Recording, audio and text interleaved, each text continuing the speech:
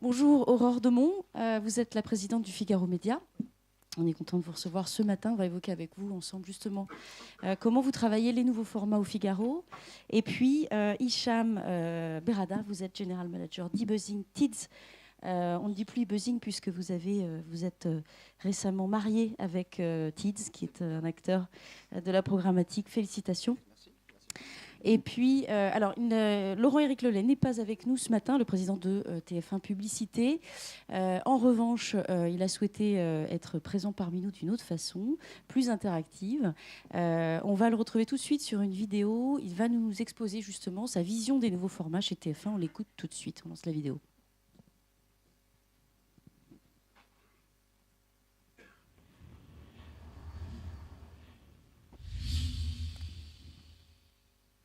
Bonjour à vous tous, bonjour Marion, Aurore, Hicham. J'aurais aimé être avec vous, mais je ne voulais pas rater ce day, et donc par caméra interposée, je voulais partager avec vous notre vision à TF1 des nouveaux formats. TF1, un acteur incontournable de la télévision, a dans les derniers mois et les dernières années accéléré sa diversification sur un grand nombre d'écrans. Quel avantage concurrentiel cela procure à vos annonceurs? Écoutez, l'expérience de TF1, on l'a prolongée sur tous les écrans afin de pouvoir s'adapter aux habitudes de consommation des téléspectateurs. En fait, notre propos il est assez simple, c'est qu'on diffuse sur l'antenne de TF1 des émissions qui sont très, très intéressantes, très puissantes, et beaucoup de nos téléspectateurs souhaitent le consommer soit en direct sur l'antenne, soit de manière, comme on l'appelle, délinéarisée, sur d'autres écrans, en replay sur la télévision, sur les tablettes et sur les mobiles. Et donc il nous est semblé tout naturel de pouvoir proposer cette expérience à nos annonceurs qui, de cette manière-là, peuvent toucher nos téléspectateurs de différentes manières. J'imagine que ça a mis un certain temps à pouvoir les emmener vers ces nouvelles opportunités. Je crois qu'ils sont tous très intéressés justement de pouvoir tester, de pouvoir expérimenter ces nouvelles formes de diffusion des messages publicitaires vidéo. On essaie d'être très créatif. On va proposer pour la prochaine Coupe du Monde ce qu'on appelle le native advertising. C'est en fait la possibilité, vous savez, il y a beaucoup d'annonceurs qui vont communiquer autour de la Coupe du Monde, parce que souvent ils sont sponsors de la compétition, sponsors d'une équipe ou tout simplement équipementiers. À cette occasion-là, ils produisent énormément de contenu.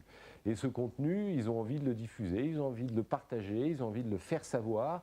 Et bien entendu, nous, on va leur proposer de pouvoir s'insérer dans nos dispositifs digitaux et multi-écrans. Très bien. Dans une étude récente, on avait comme information que plus de 40% des contenus partagés sur les réseaux sociaux viennent de médias comme TF1. Est-ce qu'on parle d'un rapport de force? Est-ce qu'on parle d'une compétition ou plus globalement d'un rapprochement et du coup d'une complémentarité? Les réseaux sociaux, moi j'ai toujours tendance à les appeler de manière un peu comique la machine à café moderne.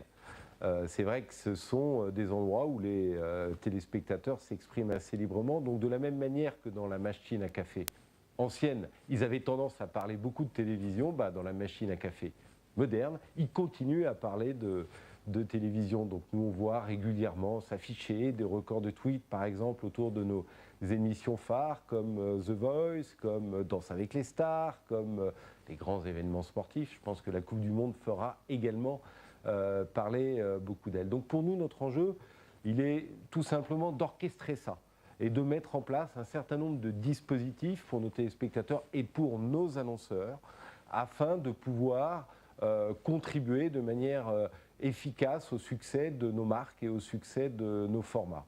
Alors on a plein d'exemples, on gagne de nombreux prix sur nos dispositifs, on est en plein The Voice, donc comment ne pas citer le succès d'Amour à mort avec Cacharel. Et puis Nikos, qui est la star des stars de la télévision, mais également des réseaux sociaux. Il a encore été élu personnalité numérique de l'année il y a quelques mois. Très bien. Donc le grand rendez-vous du démarrage de ces dispositifs un petit peu innovants autour de la Coupe du Monde, donc ça va être début juin qu'on va retrouver un peu ça. l'événement que tout le monde attend, la Coupe du Monde de football avec l'équipe de France, un tirage au sort prometteur, la grande fête du football sur les terres du Brésil. Donc le groupe TF1 se devait d'être présent à travers ce rendez-vous. Donc ça va être les plus belles rencontres qui vont être diffusées sur l'antenne de TF1. Il y en a 29. Et puis, c'est également tout ce qu'on peut faire autour. Alors on peut faire énormément de choses. Je pense que ça va être la véritable première Coupe du Monde dite second écran. Dans le second écran, nous, notre idée, c'est d'essayer de proposer une expérimentation un petit peu différente. Il ne faut pas oublier que le sport, c'est quelque chose qu'on regarde en direct. Il y a moins de replay sur le sport parce que quand on connaît le résultat du match, généralement, on ne veut pas le regarder. Donc nous, notre enjeu sur le second écran, ça va être de proposer des contenus intéressant qui soit capable d'intéresser le téléspectateur en même temps qu'il regarde le match. Pour ça, on va proposer un multicam qui va être très innovant. Sur votre second écran, vous pourrez avoir des caméras qui vont être sur le banc des entraîneurs. Donc pendant que vous regardez le match, vous allez pouvoir voir Didier Deschamps, par exemple, ou l'entraîneur de l'équipe adverse ou le banc de touche. Il y aura 2 autres caméras qui vont être positionnées uniquement sur la star d'une des 2 équipes. Par exemple, si vous avez un match avec l'Argentine, on imagine que tout le monde a envie de voir Messi pendant toute la durée du match, et il y aura un feed dédié à Messi. Donc voilà, plein d'idées créatives qui vont pouvoir nous permettre de proposer des choses nouvelles, des choses différentes. Bien entendu, on proposera aux téléspectateurs de pouvoir revoir une action, de pouvoir la commenter, donc de pouvoir interagir avec elle. Je pense que cette Coupe du Monde aussi pour nous, c'est une manière d'accompagner la révolution technologique qui continue. On ne le dit pas souvent, mais moi je trouve que l'objet téléviseur, c'est quelque chose qui continue à avoir un progrès technologique phénoménal. Les écrans s'agrandissent, sont de plus en plus légers, de plus en plus fins, de plus en plus beaux. L'image est exceptionnelle et là, la 4K arrive. Et donc la 4K, une grande innovation technologique. Quelques matchs de la Coupe du Monde, il y en aura 3 qui vont être produits en 4K, dont la finale. Et donc on se devait, nous, TF1, de pouvoir proposer aux téléspectateurs de pouvoir vivre, en l'occurrence là ça sera revivre parce qu'on le proposera en replay, la finale de la Coupe du Monde de football en 4K. Très bien, beau programme. Merci beaucoup et bonne Coupe du Monde. Merci à vous et bonne journée à vous tous. Patron de la pub chez TF1. Vous aimez le foot, Aurore? J'adore. C'est vrai? C'est un peu mon truc, le foot, hein, comme toutes les femmes. Je ne sais pas si ça marche. Ça marche ou pas? Ça marche ou pas? Oui. Voilà. J'aime le foot parce que mes proches aiment le foot. On va dire ça. Est-ce qu'on peut faire un petit tour de table sur les formats justement que développe TF1 sur cette Coupe du Monde? On voit bien que en fait, c'est une opération qui est tout à fait ponctuelle, hein, qui est d'ailleurs assez lourde d'investissement pour le groupe TF1 très certainement, qui s'accompagne à la fois d'un nouveau flux vidéo en direct sur les matchs, on l'a vu, et puis une autre proposition de valeur sur la résolution en 4K. C'est innovant, ça va loin, voilà. Qu'est-ce que vous en pensez? Je trouve que tous les médias sont devenus extrêmement innovants dans leur façon d'appréhender les contenus et de les faire partager. Et ça, je crois que ça nous est commun à tous les grands médias du monde, hein, j'allais presque dire maintenant, puisque chacun a réinventé son modèle. La télévision est en train de réinventer le sien, la presse, là pour une grande partie, beaucoup réinventé, et même l'affichage le fait. Et en fait, l'enjeu, c'est de distribuer des contenus de manière différente, profiter de la capacité que nous pouvons tous avoir de produire des contenus quasiment sans fin, puisqu'en fait nous avons des très grandes rédactions pour le faire. Et puis quelque chose d'extrêmement important qui est faire interagir le public. Ce qu'auparavant nous ne pouvions pas faire. Nous avions au fond des informations qui étaient très descendantes, mais nous n'avions pas le retour. Et aujourd'hui, le retour que nous permet le digital donne des possibilités différentes. Et TF1 le fait très bien. Hicham, qu'est-ce que vous pensez de cette Coupe du Monde 3.0 presque de TF1?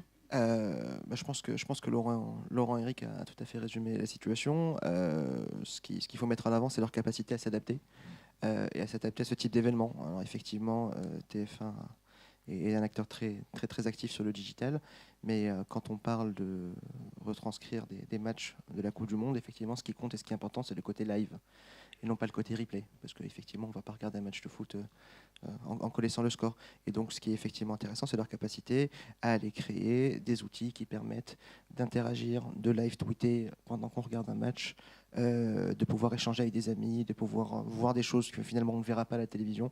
Et ça aussi, c'est quelque chose qui est important. C'est que dans le digital, on peut jouer. On peut, comme le disait Laurent-Éric, on va pouvoir mettre une caméra sur un joueur en particulier. C'est intéressant. Alors qu'à la télévision, on ne peut à peu près pas faire grand-chose. On peut voir le match, on peut voir ce qu'on nous propose, mais on ne peut pas être acteur nous-mêmes. Et c'est ce qui est intéressant dans le digital, c'est le fait de pouvoir être acteur et de pouvoir jouer justement avec les événements. Et quand on arrive à jouer avec les événements, quand on arrive à s'approprier un événement, bah forcément, on est plus engagé, on le regarde plus, on commente plus, on partage plus. Voilà. Alors, on a tout de suite envie de savoir, évidemment, suite à ce que nous a dit Laurent-Éric Lelay, ce que vous faites, vous, au Figaro Média. Qu'est-ce que vous concevez aujourd'hui comme nouveau média pour attirer à la fois les annonceurs et puis maintenir votre audience, qui est assez élevée aujourd'hui. Je crois que vous êtes à... Oui, on peut le dire. Je partage quand même des très bons résultats avec mon ami de chez Prisma. C'est vrai qu'on a eu la chance hier d'avoir les résultats d'audience One Global, qui pour la première fois mesure l'audience globale des marques dédupliquée, quel que soit le canal. La première marque en France est Femme Actuelle, et il faut lui rendre hommage, parce que c'est une marque absolument magnifique. Et la deuxième, juste derrière, est une marque très différente, puisque c'est le Figaro. Nous sommes maintenant de très loin la première marque d'information, puisque dans notre marché, voilà, et nous sommes la première marque en France sur les CSP+. Alors quand on a dit ça, on a tout dit, au fond, on n'a surtout rien dit. C'est qu'est-ce qu'on en fait et quel est le bénéfice pour les annonceurs qui font appel à nous. En fait, moi, ce que je trouve très intéressant dans les interventions que j'ai vues précédemment, c'est qu'il y a deux sujets qui sont beaucoup revenus. C'est le côté... puisque le sujet, c'est quand même plutôt ce que peuvent en faire les annonceurs. Le directeur de la communication qui veut devenir son rédacteur en chef, ça c'est très vrai, on le vit tous les jours. Mais rédacteur en chef de quoi ? Et en quoi est-ce que le contenu des marques de production est intéressant ? Et c'est là que nous, on va venir apporter quelque chose. Et puis la deuxième chose, c'est le contenu is king. Ça, c'est vrai pour tout le monde.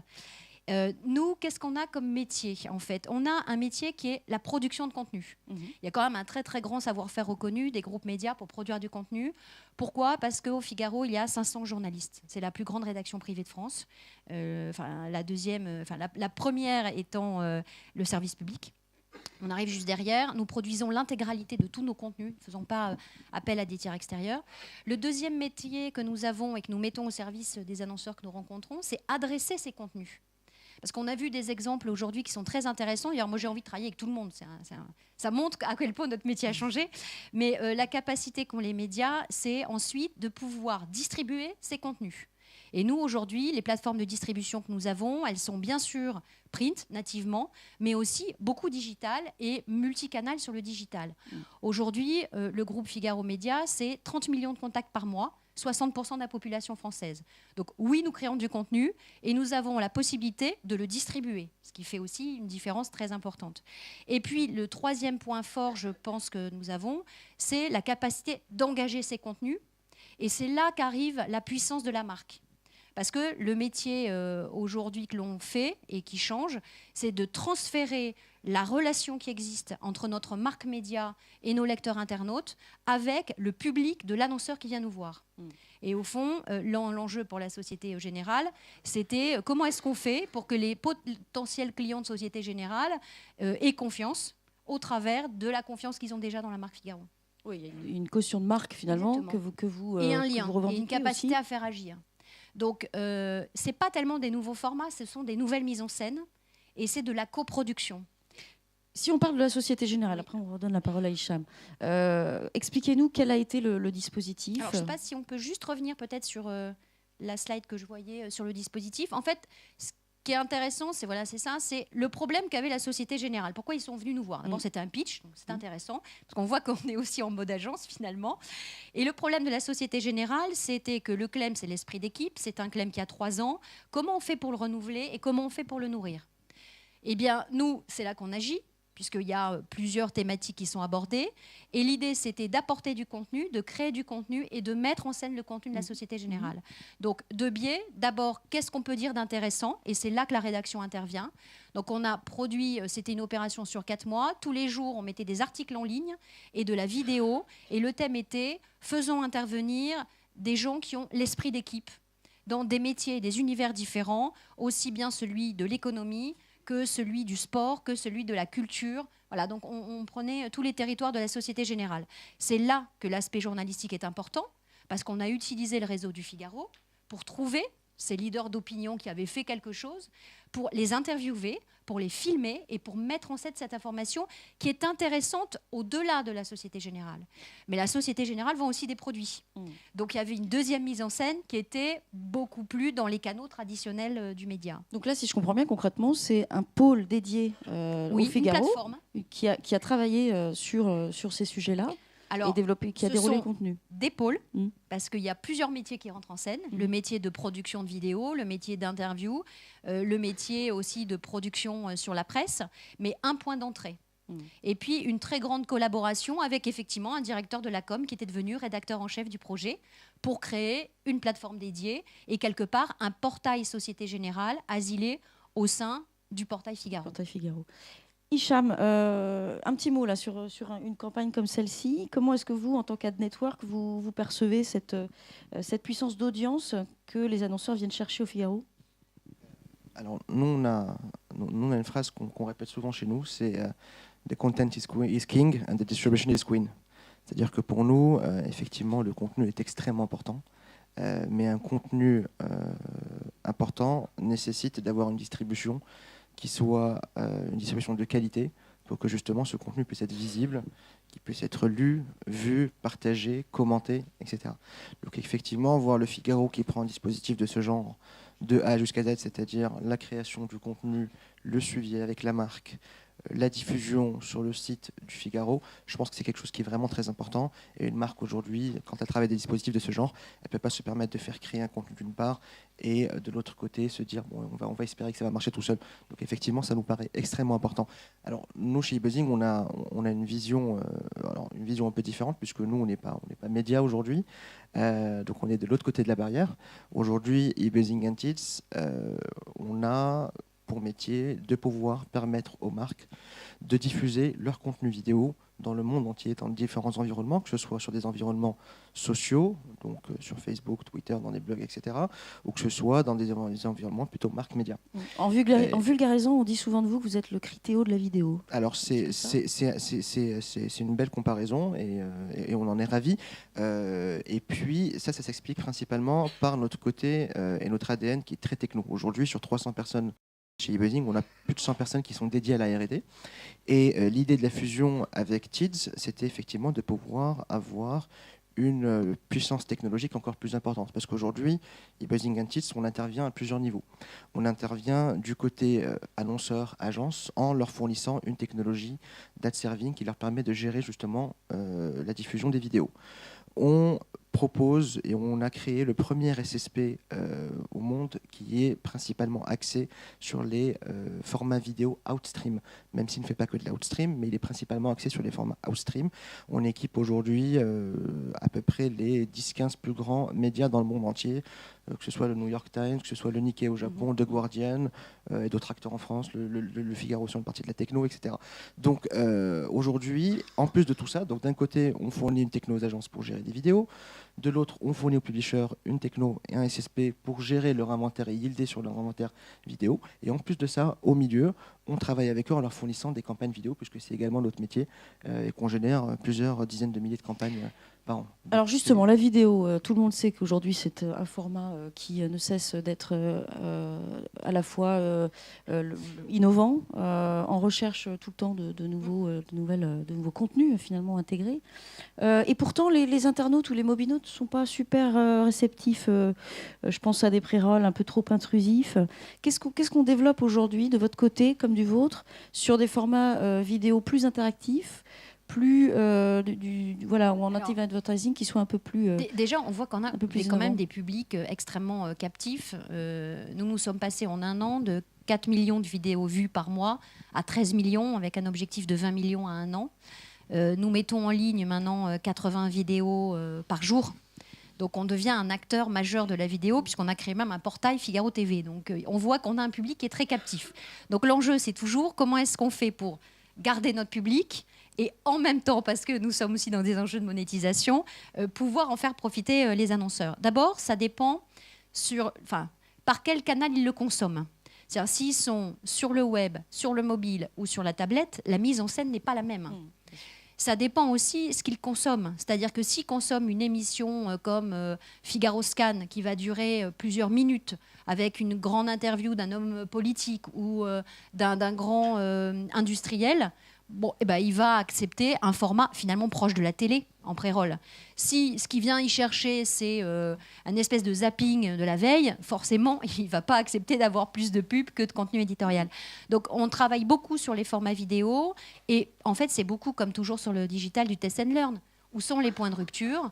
On voit qu'ils sont à la fois sur les canaux, en termes de consommation par canal, donc web, mobile ou tablette, et puis par thématique. Donc en fait, on segmente, nous, notre vidéo, ce que nous sommes en train de faire, et la data va nous y aider, par thématique pour pouvoir proposer justement des intégrations différentes par format. Une petite question sur la standardisation de la vidéo aujourd'hui. Il semblerait que Vine ou Instagram, qui fournissent eux aussi des standards de vidéo à moins de 15 secondes, soient un format cohérent pour les annonceurs. C'est comme ça que c'est fixé cette durée finalement.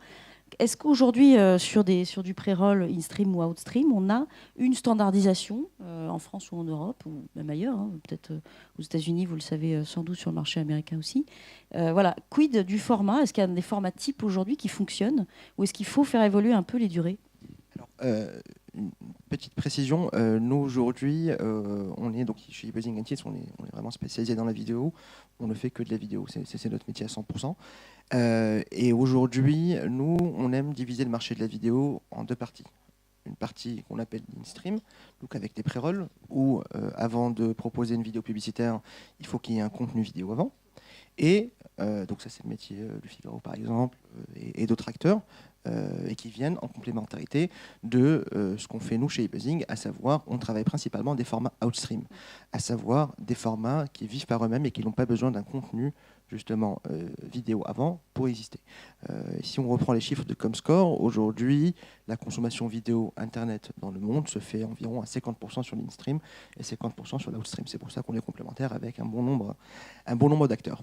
Et alors, c'est une bonne idée d'avoir évoqué le format Vine et Instagram, puisqu'il y a à peu près un an, on a lancé la première campagne monde avec des formats Vine qu'on a travaillé avec Blizzard et le groupe M, où en fait, à l'origine, les vidéos qui étaient créées dans Vine et les vidéos qui étaient créées dans Instagram restaient principalement hébergées dans les applications mères, à savoir Vine, Instagram. Or, ce qu'on a remarqué, c'est qu'effectivement, il y avait de plus en plus de vidéos très sympas, de vidéos de qualité, et que ces vidéos, malheureusement, elles n'étaient pas diffusées à l'extérieur. Donc on a pris l'initiative chez eBuzzing de créer un format qui permette justement à ces marques de pouvoir diffuser tout ce contenu Vine et Instagram dans des players eBuzzing, mais exporté sur plein d'autres sites, avec deux avantages. Le premier, c'est de pouvoir effectivement montrer ce contenu-là, montrer cette vidéo. Et la deuxième chose, c'est que ça permettait également d'avoir des gens qui venaient directement s'inscrire sur les applications mères, à savoir Vine, Instagram. Et donc, pour reprendre votre question, aujourd'hui, sur la partie outstream, la réalité, c'est qu'il n'y a pas vraiment de format standard. Pourquoi ? Parce que les gens consomment, on est sur des modèles où les gens vont consommer volontairement la vidéo. C'est-à-dire que les gens vont cliquer pour aller regarder une vidéo. Et ensuite, ce qui se passe, c'est que tout dépend des environnements où on va distribuer la vidéo. Quand on va travailler avec des marques médias, effectivement, on ne va pas aller distribuer une vidéo de 2 minutes 20, parce que ça ne marchera pas, parce que les gens n'auront pas envie de voir ce genre de contenu-là. Par contre, quand on va travailler dans des environnements sociaux, on va pouvoir travailler sur des formats extrêmement longs. Ça peut être du 1 minute 20, 1 minute 30, 2 minutes. Tout à l'heure, avec Vice, on a repris la superbe campagne Ibis. Donc, la campagne Ibis, c'est nous qui l'avons distribuée dans plus de 6 pays dans le monde. Et c'est une vidéo qui faisait plus d'une minute parce que le contenu était bon, parce que les gens ont décidé volontairement d'aller consommer ce contenu. Et à partir du moment où on décide volontairement de le consommer, on est capable d'aller jusqu'à la fin, on est capable de leur proposer une vidéo longue. Aujourd'hui, on parle beaucoup de brand content. Les marques travaillent de plus en plus ce genre de format. Et quand on veut raconter une histoire, quand on veut faire du branded content et raconter une histoire et engager les gens, on ne peut pas raconter une histoire en 20 secondes. On ne peut pas raconter l'histoire en 6 secondes. Donc il faut un petit peu de temps. Ibis, si on le raconte en 20 secondes, c'est compliqué. Par contre, Ibis, sur 1 minute 30, ça s'explique correctement. Donc il faut qu'on puisse proposer à ces annonceurs des formats qui puissent être diffusables sur des formats longs. Mais si on regarde un petit peu l'avenir, là, puisque l'idée c'est quand même d'essayer d'évoquer des pistes, des pistes d'avenir, on parle beaucoup du do-it-yourself sur des applications qui seront, et notamment sur des vidéos qui seront produites par les utilisateurs eux-mêmes. Ça engage d'autant plus les communautés.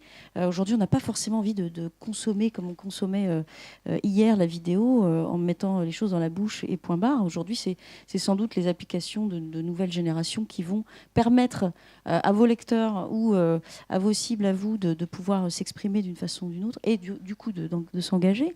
Comment est-ce qu'on fera avec des vidéos qui seront demain complètement autoproduites, auto-buzzées, auto-viralisées par les utilisateurs eux-mêmes?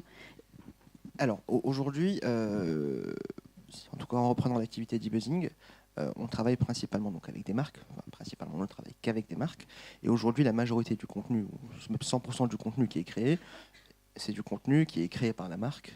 Alors soit en utilisant par exemple des youtubeurs qui sont très connus, donc il y en a pas mal, des Golden Moustache, des sociétés comme ça, où effectivement on a un côté un peu plus réel, mais c'est quand même maîtrisé par la marque, et c'est visionné par la marque, et le scénario est établi par la marque, etc. Donc c'est vraiment maîtrisé. Aujourd'hui, il me paraît compliqué de faire buzzer de manière seule une vidéo quand on est un particulier.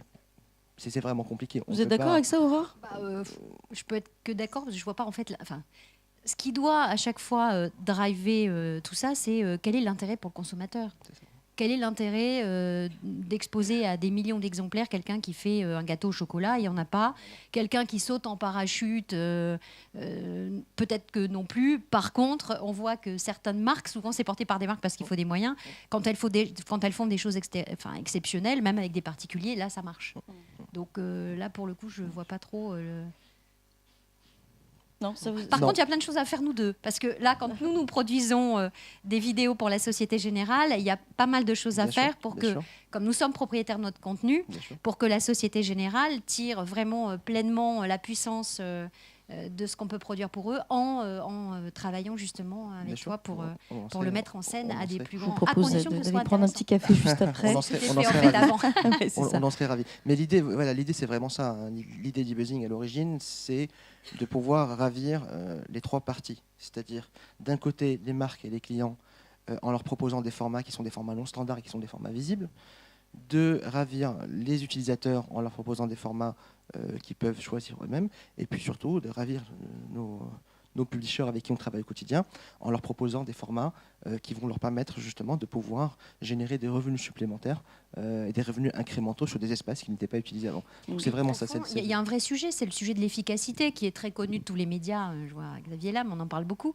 Et je trouve que ça, c'est un vrai sujet pour le SRI parce que c'est un sujet qui nous est commun. C'est un sujet sur lequel, quand on se rencontre entre différents acteurs, on voit bien que les annonceurs ont à cœur de savoir à quoi ça sert, comment ça se mesure et qu'est-ce que ça fait. Et finalement, le média Internet, c'est un média magique et c'est aussi un média jeune qui a, je pense, beaucoup à apprendre d'autres grands acteurs. On voyait tout à l'heure Laurent Éric, mais voilà, je crois que le vrai sujet, c'est l'efficacité, en fait, de la vidéo. Et du coup, quel format fait quoi ? Comment ça se mesure? Qu'est-ce qu'on doit en tirer comme leçon? Et ça, c'est un travail que l'on peut faire en commun, parce que notre objectif à nous tous, c'est que ça marche. Si on parle objet connecté, demain, une vidéo sur, je sais pas, liée à mon application Nike Fuel Band ou sur un Jawbone avec un hologramme, par exemple, ça existe déjà en test. Comment on travaille ces nouveaux formats? Nous travaillons beaucoup sur les objets connectés. On a un très gros secteur d'activité au Figaro, qui est le secteur de la mode et de la beauté, qui nous demande comment est-ce qu'on pourrait...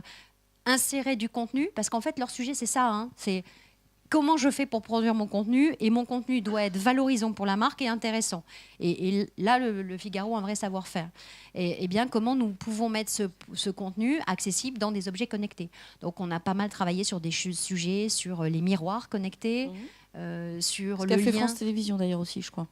Oui, alors là, nous, on travaille plutôt avec d'autres grandes entreprises qui, elles-mêmes, sont en train de se dire est-ce qu'au fond, un objet connecté dans un autre lieu qu'un circuit de distribution normal, ça n'a pas un sens, à condition que je donne envie. C'est ça notre travail, la désirabilité.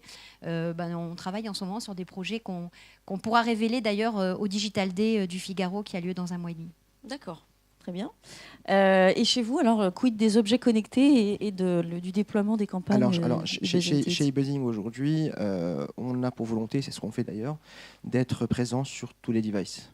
Aujourd'hui, on diffuse des campagnes où on est sur du desktop, on est sur du mobile et des tablettes, on est évidemment sur des PC, on est sur des campagnes aussi avec la TV connectée. Vous êtes sur les Google Glass ou pas? Et si demain, justement, on en parlait tout à l'heure, et si demain, effectivement, un annonceur nous demande, évidemment, il faudra travailler avec Google main dans la main là-dessus, mais si demain, un annonceur nous demande de diffuser de la vidéo sur des Google Glass, pourquoi pas le faire? En fait, le gros avantage, effectivement, des objets connectés, c'est de pouvoir cibler un besoin à un instant T. Demain, pourquoi pas porter des Google Glass, traverser la rue, il est 12h30, on se dit que la personne va a priori aller déjeuner. Pourquoi pas que quand la personne traverse la rue, on lui passe la dernière pub de McDo en disant qu'il vient de sortir le Chicago à 4,99 €. Ou alors demain, pourquoi pas, dans une maison, dans son réfrigérateur, il y a aujourd'hui de plus en plus d'écrans qui sont connectés dans les réfrigérateurs. Pourquoi pas proposer à une personne une vidéo sur Leclerc qui fait une promotion particulière dans son drive. Voilà. Donc aujourd'hui chez eBuzzing, on a la volonté et puis on sera capable dans le futur de diffuser sur tous les devices. Maintenant, la réalité c'est que aujourd'hui c'est vraiment le futur. C'est vraiment le futur. C'est-à-dire que là, on est vraiment au stade de créer des objets connectés et de trouver un véritable intérêt, parce qu'il faut en trouver un intérêt. Aujourd'hui, des objets connectés, on voit de tout et on ne comprend pas toujours à quoi ça sert. Mais je pense que d'ici quelques années, on aura vraiment des catégories bien spécifiques. Et là, à ce moment-là, on pourra réfléchir à la partie médiatisation et diffusion. Merci beaucoup Hicham et merci Aurore pour ce panel et merci Laurent Eric à distance. Merci. On va rendre la parole à Vincent.